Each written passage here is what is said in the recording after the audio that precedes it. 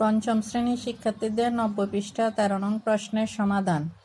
একটি গাড়ি 1 ঘন্টায় 42.8 কিলোমিটার যায়।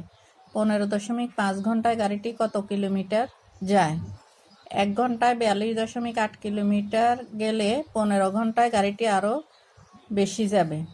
বেশি গেলে গুণ করতে হয়। 1 ঘন্টায় যায় 42.8 কিলোমিটার, সুতরাং 15.5 ঘন্টায় যায় 42.8 গুণ 15.5। গুণটা আমরা এখানে রাফ করে নিয়েছি। 42.8কে 15.5 দ্বারা গুণ।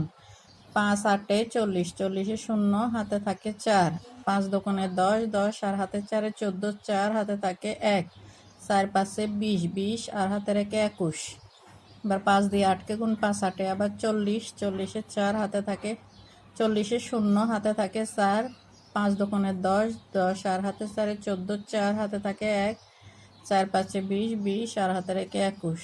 এবার 1 দিয়ে 8 একে 8, 2 একে 2, 4 একে 4। এবার যোগ করে নেব।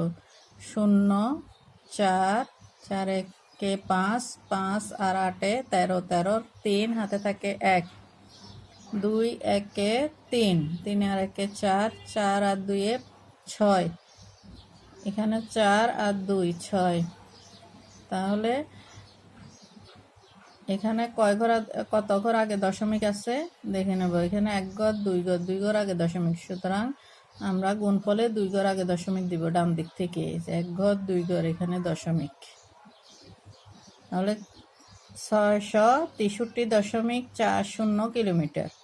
উত্তর 663.40 কিলোমিটার।